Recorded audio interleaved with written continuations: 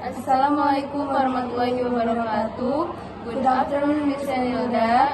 I'm Miladi Darmasati from Popular Class. And I'm Uci Lestari from Majesty Class. We will make a podcast. BBC Learning English. 6 minutes English while read books, not screen. Hello, this is 6 minutes English from BBC Learning English. I'm Phil. And I'm George. For me, there's nothing like reading a book. I love turning the pages and the smell of the paper. But nowadays, the fact is that much of the time we read from electronic screens, not paper. Yes, I like Georgie. I love books. I also find that too much screen time hurt my eyes.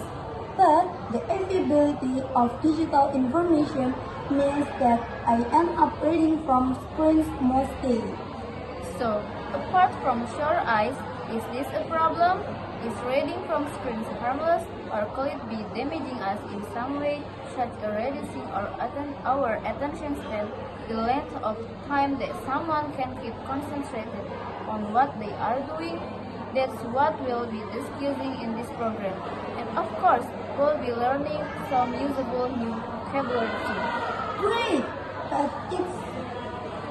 But first, it's time for my question. Whether you prefer paper or screen?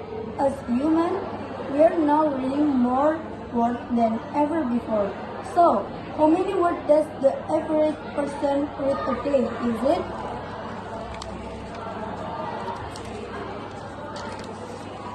15,000 words, 100,000 words, or 200,000 words? I'll guess it's 50,000 words a day. Okay, Chelsea. We'll find out the correct answer later in the program. Of course, there's little doubt that any kind of reading is good for you. Here's Cressida Cowell, author of the How to Train Your Dragon children's book, speaking with BBC Ideas. Reading brings 3 magical powers: creativity, intelligence, and empathy. Reading for the joy of it, one of the 2 key factors in a kid's later economic success. You're more likely to not be in prison to vote to own your own home. All these advantages and benefits happen as a result of literacy. President talks about the importance of reading for the joy of it. When you do an activity for the joy of it, you do it simply for the pleasure of doing it, rather than as a way to gain something else. Cressida lists the many benefits of reading for children, including economic success in later life, but many of these benefits depends on stage known as deep reading. Analyzing a text to understand its deeper meaning, and in test after test, research have shown that deep reading skills develop better when kids read from books. Professor Marianne Wolf is a teacher and advocate for children's literacy around the world. Here, she explains more about deep reading to BBC Ideas. When we read at a surface level, we are just getting the information. When we read deeply, we use much more of our cerebral cortex. Deep reading means that we make analogies, we make inferences, which allows us to be truly critical, analytic, empathic human beings. The reality is, it's not what or how much we read, but how we read that's really important. The very volume is having negative effects because it absorbs that much. There's a propensity towards skimming. Professor Wolf's research shows that reading from skim encourages reading at the surface level, quickly and superficially, looking at what can be easily understood.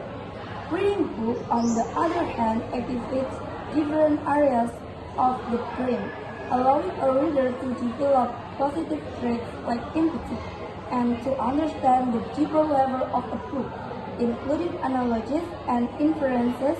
An analogy is comparison between things that have similar features. For example, you may talk about the human heart using the analogy of palm. An inference is a guess, opinion, or conclusion that you make based on the information you already have. For example, seeing smoke in the distance, you would make an inference that there's fire. It's these types of deeper, more subtle understanding that we get from reading books. So, why is that reading from screens doesn't develop the skill in the same way? Well, the answer has to do with the volume, the sheer number of words, pings, and notifications that screen bombard us with every day. Instead of deep reading, this encourages skimming, reading rapidly in order to get a general overview of something. I think it's time to reveal the answer to my question. Georgie, I asked you how many words does the average modern person read a day? And I guessed it was 50,000 words. Well, you were half right. In fact, the correct answer was double that. 100,000 words. Right, let's recap the vocabulary we've learned from this program. Starting with attention span, the length of that someone can stay concentrate on one thing. If you do something for the joy of it, you do it simply for the pleasure you get, rather than as a way to get something else.